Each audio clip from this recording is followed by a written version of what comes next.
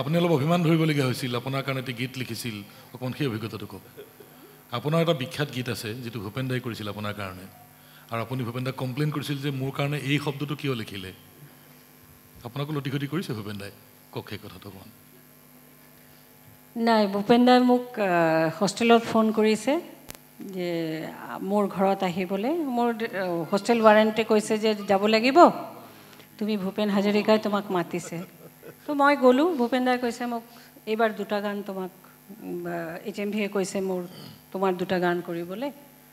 তো মই লিখি থৈছোঁ এটা হ'ল হেৰি এই বিহুৰে উৰুকা নিশা মোৰ কলিজা কৰিছে ভোলা চিঠি দিম বুলি চিঠিও নিদিলা তুমি পৰদেশী হ'লা তুমি পৰদেশী হ'লা আন এটি হ'ল অসমীয়াইৰে লালিতা পালিতা মই তলনীয়াজি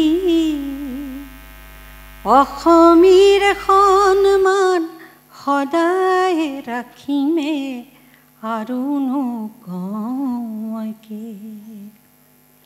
তো দুটা গান যেতিয়া শিকাই আছে মই অসমীয়া আইৰেটো একদমেই ইণ্টাৰেষ্ট দিয়া নাই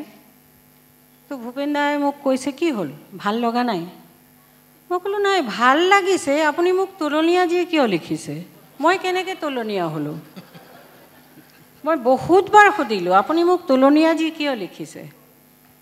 নাই বুজিছ কথা কি হ'ল আমিতো লিখক যেতিয়া লিখোঁ নহয়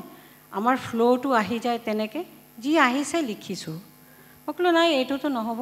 এইটো কেনেকৈ হ'ব ঠিক আছে এইবাৰ গাই দে মই লিখিছোঁ মই ভাবিলোঁ ইমান ডাঙৰ এজন শিল্পী তেওঁ যদি মোৰ কাৰণে লিখিছে মইতো ধন্য